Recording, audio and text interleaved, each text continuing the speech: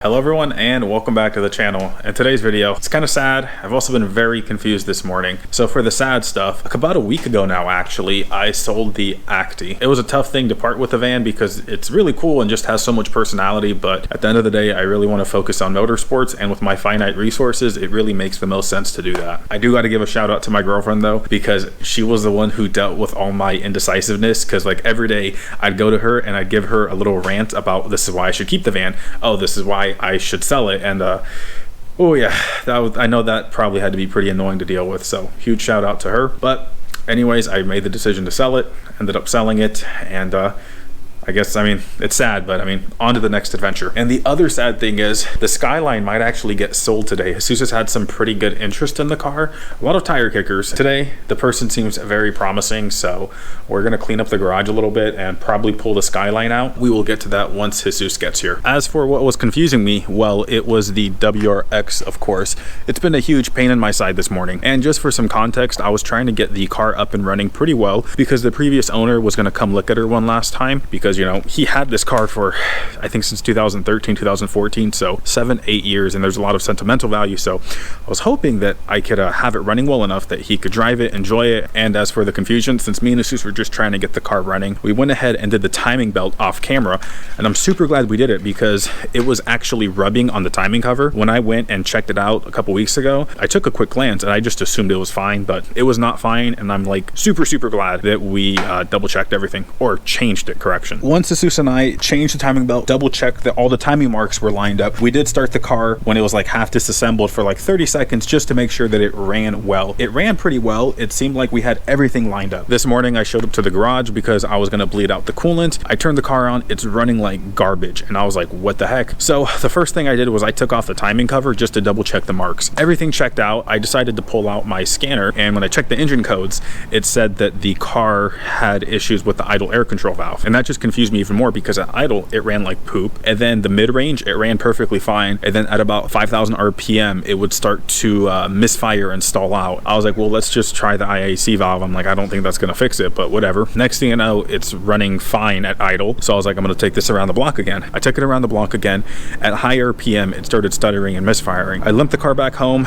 It was driving fine at low RPM. I park it and I was like, this just doesn't make any sense to me, and I was like, well, let's just see how it does when it's like in neutral idling. Revved up perfectly fine, sounded totally healthy. So I came over and started looking at the wiring, and that's when I found this. Right here is where the battery should be, and right here's the positive battery terminal. But if you look underneath, this stuff's all broken.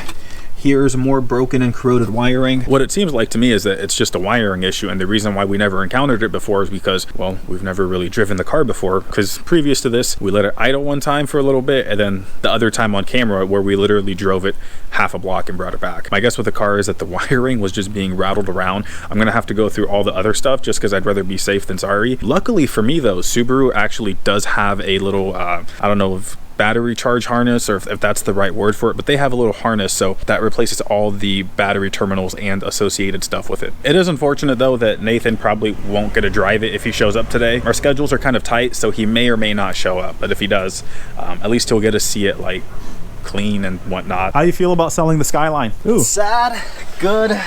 It's a weird conflicting feeling because like I like the car, but also it's gonna sit for like 2 to 3 years, if not longer, before anything actually happens to it. I guess if it sells today, on to the next adventure, right? Yes, there is a 90s 5 Series BMW here in town, just saying. The plan is we're gonna move the WRX out of the way because we're just gonna park it. I think it should be fine to turn it on and just put it over there. We're gonna pull the Skyline out, but first we got to take the exhaust. So there's a few things because the people are coming with a truck and trailer, and well, of course they have to trailer. It has no freaking, or the engine's not good. No, but the exhaust, we just took off the downpipe, so the rest of the exhaust is just being supported by wood. We should probably take that out to make it easier for transport. You think she'll start up? Might have to adjust the negative, but yeah. Oh yeah, the wiring situation's a little sketch. Let's see if she actually starts right now. All right.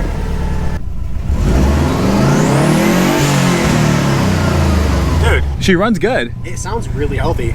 You know, this is probably dumb, but she doesn't sound bad. I only say it's dumb because power can cut.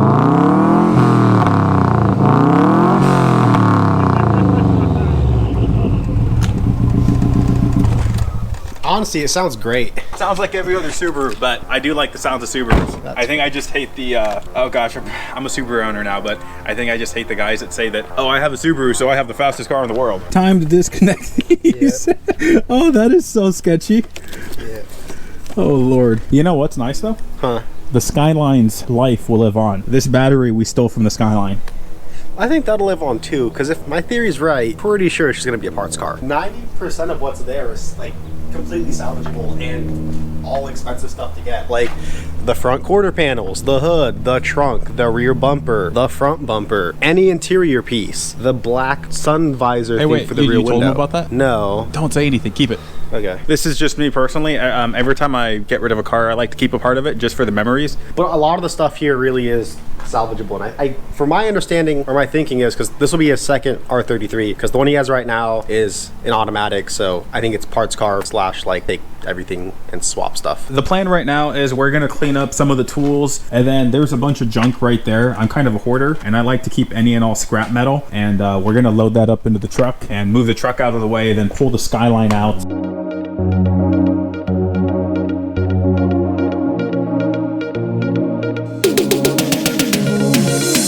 We cleaned up some of our mess, so this right here is cleaner. I mean, it's still messy. We got more to clean up, but we'll do that later. Over here is all cleared up. We're actually about to pull off the exhaust on the Skyline.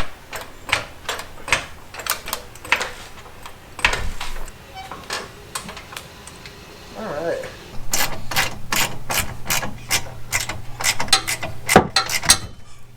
Okay.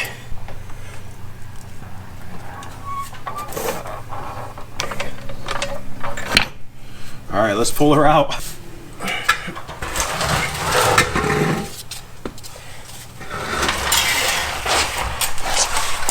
Dang, that's a really long exhaust.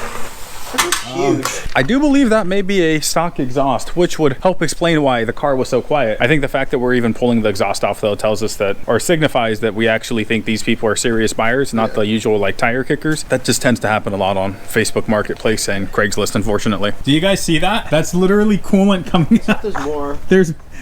That's coolant. That's literally coolant coming out of the exhaust. That explains the liquid I saw coming out of the O2 sensor hole.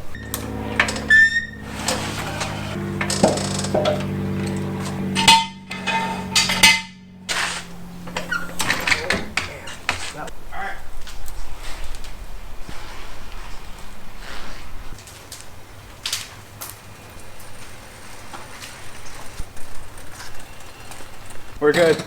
Looks good in the sun.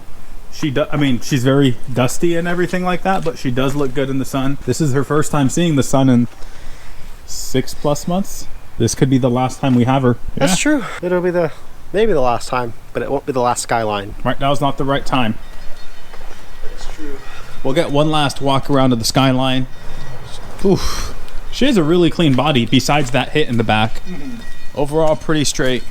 Especially considering it's from Japan where everything's rusted out. And one last look at the interior, which is literally immaculate. This has to be the cleanest interior, or one of the cleanest Skyline interiors out there. I mean, it's all stock. Well, Series 2, it's from a later model, right? The steering wheel is. Okay. Everything else should be from factory stock. The people who are coming to look at the Skyline are almost here, or should be here soon. So I'm gonna put the camera down. I don't really feel like it's appropriate to be filming during that process, but if they end up buying it, I will try to take some pictures or maybe video of them loading it up on the trailer. We'll see what I can get. We didn't film anything, but Jesus did end up selling the car to, well, a new owner. I guess it was an okay price overall. What are your thoughts? Yeah, I'm actually pretty happy with the price. So I have no complaints. It gives me money to go find something else to go play with too, and have some left over for like modifications, if that's the route I want to go with that. I did get to keep some goodies from the car. Most importantly, the plates. I wanted to keep the plates for a couple reasons. A, they're the plates of the Skyline, my first one, so sentimental value. B, I did pay good money for these specialty plates. They're not cheap, so I actually want to put these on the Miata. It is sad that the door is closing, but here's the bright side. We have the garage back, so that means we might be able to do some winter projects. Kind of the one thing is we do have limited resources still, so. Yeah, that is true. Yeah, and I'll be frank, because Jesus and I just bought the WRX, that took money away that should have gone to the V6 swap on the white MR2. So I kind of screwed myself myself, and that's not going to happen this winter, assuming I'm being financially responsible. So we'll see what ends up happening. Like the duration of the ownership of the Skyline, it's been like 90% positive through and through. Like I would go back and do it again. Except we would probably double check a little bit more maintenance. Yes. Yeah, yes, that's true. But like I have no complaints. Like I had the car, I had my good time with it, and now it's gone before it became a headache. Because people have those cars that are just become headaches they don't want to deal with, and they just grow to hate the car. It's a happy ending for me, at least. And yeah, I don't know, that's all really we got for today. We'll see what the future holds, because we do have plans. There's other cars we want to buy. As Jesus already mentioned, there's a BMW, but we'll see how things go. So thanks for watching, guys, and we'll see you in the next video.